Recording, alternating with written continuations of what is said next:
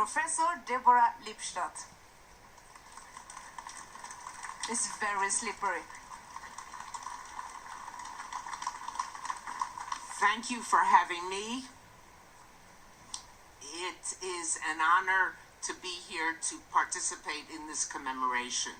We gather at a time when, or maybe not so long ago, a few years ago, people were willing to say, why do we talk so much about the Holocaust? It's time to forget, it's time to move on. What's happened in recent years with the rise of anti-Semitism, I heard mention of Pittsburgh, Brussels, Paris, so many places. Sometimes anti-Semitism of violent means, and sometimes anti-Semitism with rhetoric, with words, reminds us that not only should we not move on and forget about remembering, but we haven't remembered enough. Genocide begins with small actions. Any genocide, whether you're talking about the Shoah, the Holocaust, whether you're talking about the Armenian genocide, whether you're talking about the genocide in Rwanda, genocide begins with words.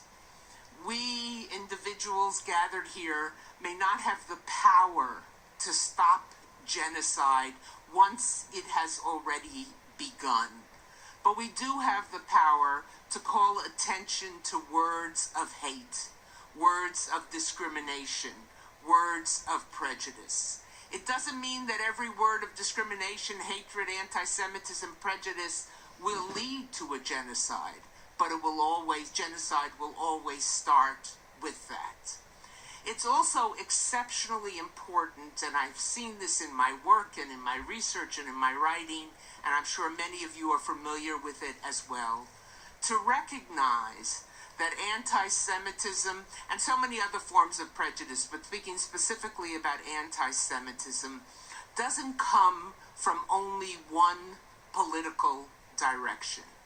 It comes from the right, from the political right, the far right. We have seen that. We see that in my country. We see it in so many other places. It comes from the left, from the far progressive left. We see that in my country, we see that in the United Kingdom, we see that here, we see it repeatedly. And sadly, it comes from yet a third source, from jihadist, extremists, Islamists, terrorists who have caused such havoc and such damage, particularly on the European continent. But it also comes in smaller ways.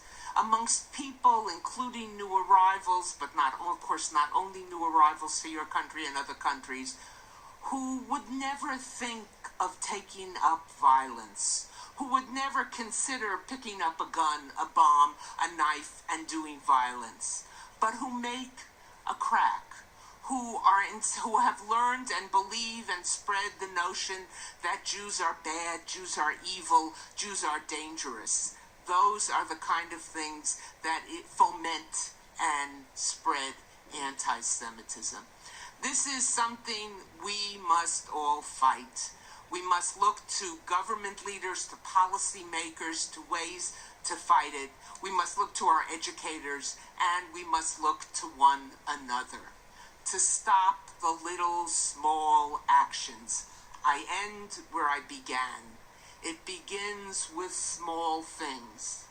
Once it becomes genocide, most of us gathered here are powerless to do anything. But when it is small actions, when it is individual actions, then we can act. There is a great job in front of us. The time to stop it is short. We must act now. Later will be too late. Thank you very much.